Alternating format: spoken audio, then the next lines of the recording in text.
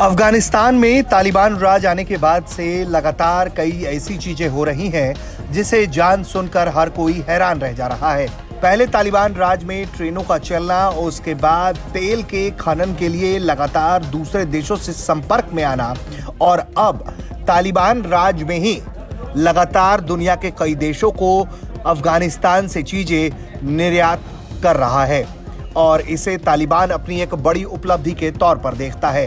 तालिबान की तरफ से ये जानकारी खुद सोशल मीडिया पर साझा की गई है और बताया गया है कि तुर्की और फ्रांस जैसे देशों को अफगानिस्तान का माल पहुंच रहा है। एक ट्वीट में ये बताया गया है कि अफगानिस्तान तुर्की को पामिर कोला कंपनी द्वारा तैयार किए गए सामग्रियों के शिपमेंट को भेज रहा है। इन सामग्रियों में सभी मानक और उच्च गुणवत्ता वाले उत्पाद शामिल हैं, जिन्हें देश की औद्योगिक कंपनियों ने देश के आर्थिक क्षितिज में एक बड़ा बदलाव लाने का काम किया है।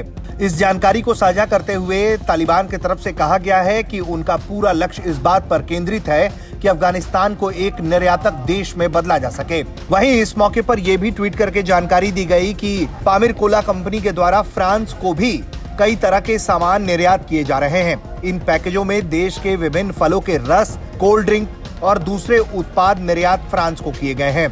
इन सभी का उत्पादन पामिर कोला कंपनी के द्वारा उच्च गुणवत्ता और मानकों के आधार पर किए जाने का दावा किया गया है।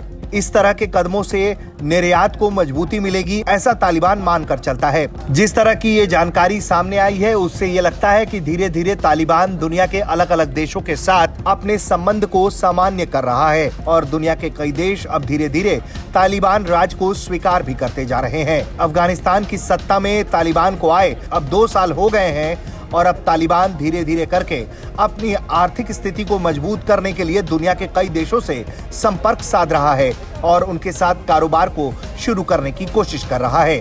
तो दुनिया के तमाम देश चाहे कुछ भी कहें, इस तरह की खबरों का आना बताता है कि दुनिया के कई देश अब धीरे धीरे तालिबान राज को स्वीकार कर रहे हैं।